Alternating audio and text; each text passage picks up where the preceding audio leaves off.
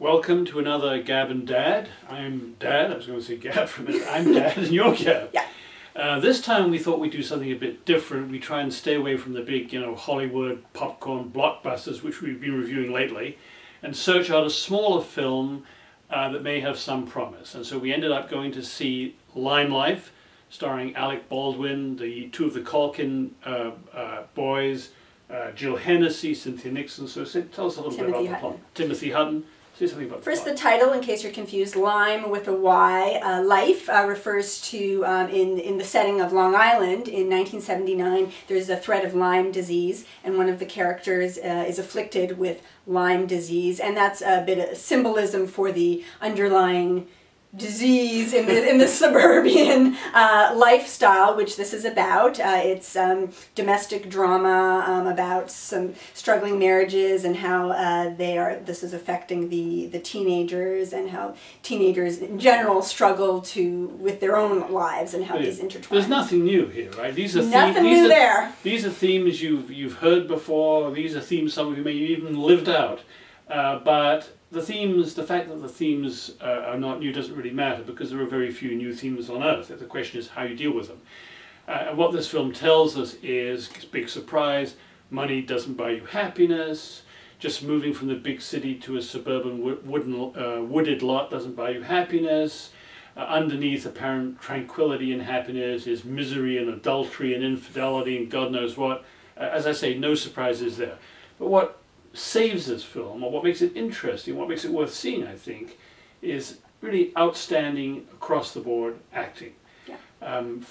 There's two fathers in this film, two middle-aged men, one played by Alec Baldwin and the other played by Timothy Hutton, and they're sort of polar opposites. Baldwin is a thrusting, energetic, competent, apparently property developer full of energy, a bit of a bully, a bit slick, insensitive, and the other one is Timothy Hutton, the man who's afflicted by Lyme disease, right, who sits in his basement and feels sorry for himself, thinks he's got a raw deal in life, and indeed probably has. Apathetic. Yeah. And these are kind of two polar opposites, and they play off each other to some extent, and that's interesting to watch.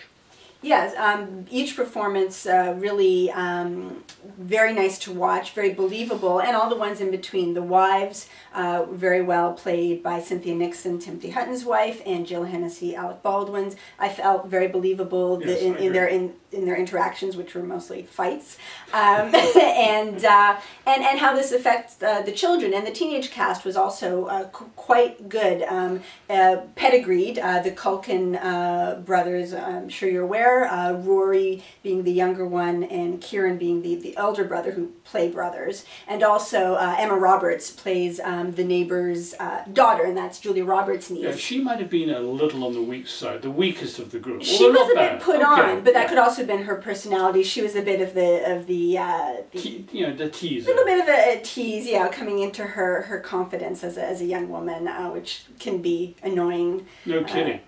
Hey. Back to the brothers. I think that them being played by actual brothers really added to the rapport, and the age difference, the elder and the younger, the elder brother having gone off to join the army to get away from what's going on at home. The younger brother... misery. His home is miserable. It is horrible. Back to referring to the fighting. And the younger brother suffering because he's still at home, in love with the girl next door, all those typical things all intertwined. And so I found that all very, again, believable, genuine performances and writing. Let's give Is this a depressing film, would you say? I think that these themes are depressing because they're real, and reality can be depressing compared to Star Trek, for example. But I found Star Trek depressing. No, I didn't. But I mean.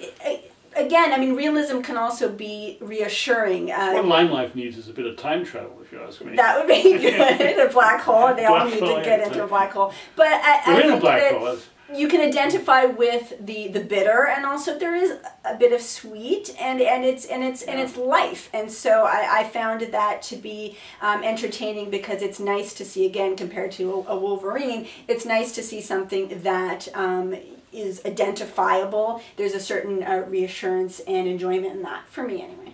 Yes, no, I agree. I think this film, as we said at the beginning, is a sort of a small film. I don't know how it did at the box office, probably not all that well.